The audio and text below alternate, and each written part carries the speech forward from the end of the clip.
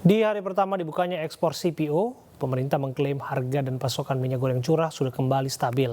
Namun hal tersebut nyatanya belum bisa dirasakan merata di seluruh pelosok tanah air.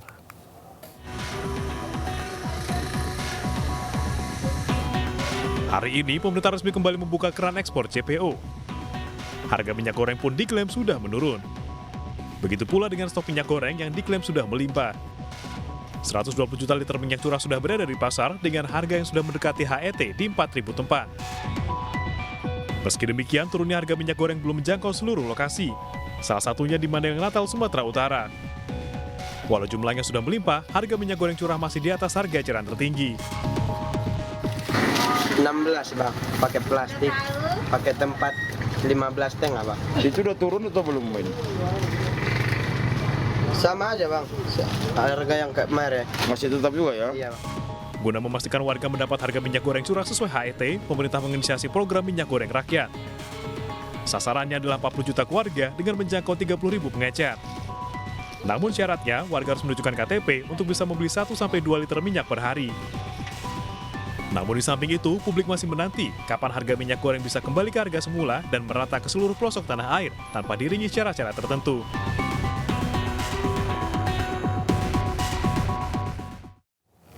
Di tengah pembukaan kembali ekspor CPO, stok minyak goreng curah di pasaran diklaim cukup untuk 10-15 hari ke depan. Sementara terkait harga, selain minyak goreng curah, harga minyak goreng kemasan juga diklaim telah turun sebesar Rp1.000 sampai Rp2.500 per liter. Berikut pernyataan Menteri Perdagangan Muhammad Lutfi selengkapnya.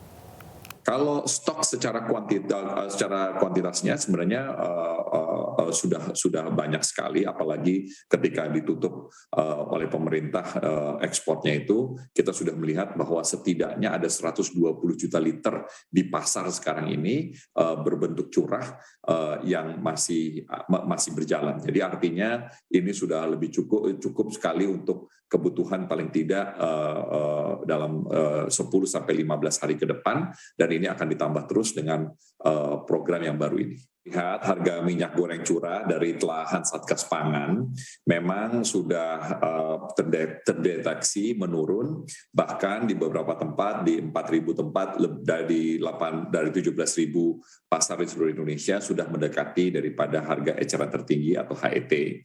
Sedangkan untuk kemasan, ya ini adalah memang diserahkan kepada mekanisme pasar, telah terjadi penurunan asal dari 1.000 sampai 2.500 per liternya. Ini yang sedang kita pantau terus, tetapi yang pasti per hari ini juga kita sedang menginisiasi suatu program baru yang kita sebut dengan pelaku usaha jasa logistik dan eceran yang berbasiskan teknologi. Jadi program ini adalah program pemerintah untuk minyak goreng rakyat namanya, yang kita akan siap. Dan untuk membahasnya sudah bergabung bersama kami Amin Aka, anggota Komisi 6 DPR RI. Assalamualaikum, selamat malam Pak Amin.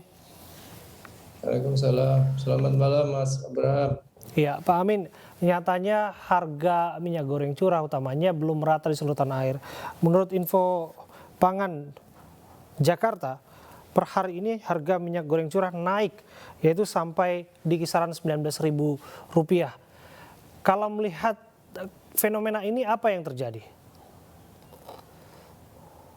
Ya, jadi memang permasalahan utama khususnya terkait dengan minyak goreng curah nih loh ya, yang kita bicarakan dari dulu belum terselesaikan. Sampai Presiden 2 hari lalu mengumumkan pencabutan larangan ekspor, yang beliau katakan stoknya sudah melimpah, kemudian harganya sudah 17.300 ya per liter.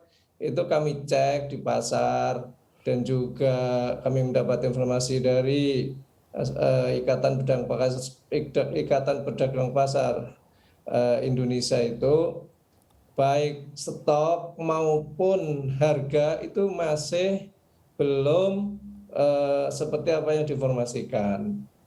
Terbukti para konsumen itu tetap untuk mendapatkan minyak goreng curah dibatasi, bahkan tetap dengan KTP di sebagian besar tempat itu hanya mendapatkan 1 atau maksimal 2 liter. Itu persis seperti kurang lebih sebulan yang lalu ketika kami turun ke pasar-pasar tradisional.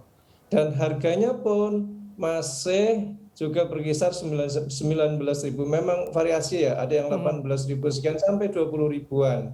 Jadi permasalahan utama yang terkait dengan minyak goreng curah yaitu stok, ya, pasokan di pasar, kemudian harga itu masih belum sesuai atau masih belum seperti yang diinformasikan oleh pemerintah. Sampai di sana, sebelumnya kan Presiden mengatakan dalam waktu seminggu, 2 minggu, apakah ini ada kaitannya bahwa pemerintah sedang berkejaran dengan waktu, kaitannya dengan pendistribusian minyak goreng curah yang dimaksud ke tempat-tempat yang dituju? Ya memang tantangannya kan di situ, permasalahan memang soal rantai distribusi dan pengendalian harga.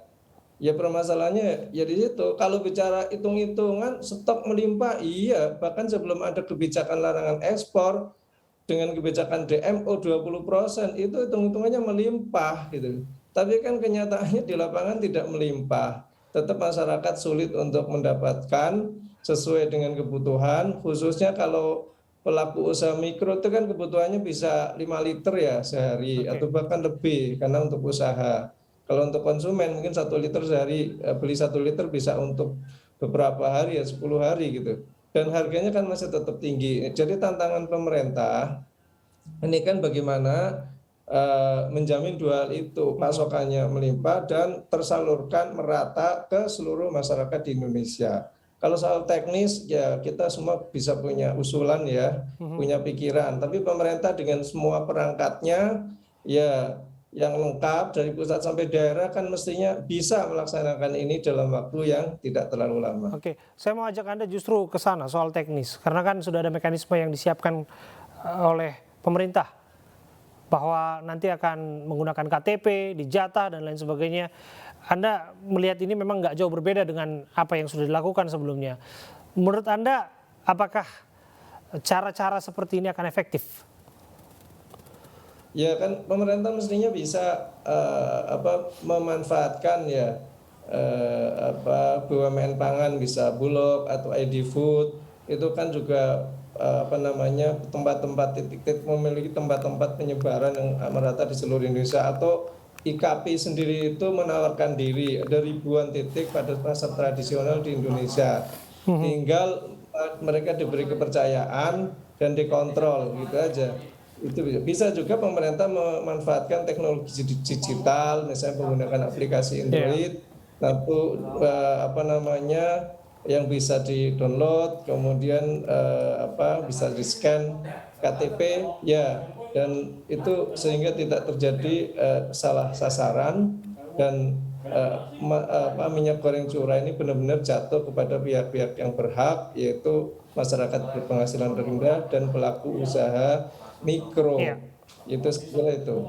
Oke, nampaknya memang perlu bersabar untuk menantikan semua pasokan terdistribusi secara merata, dan namanya janji ya harus ditunggu begitu, dan kita tunggu sama-sama. Terima kasih Pak Amin Aka, anggota Komisi 6 DPR sudah berbincang bersama kami.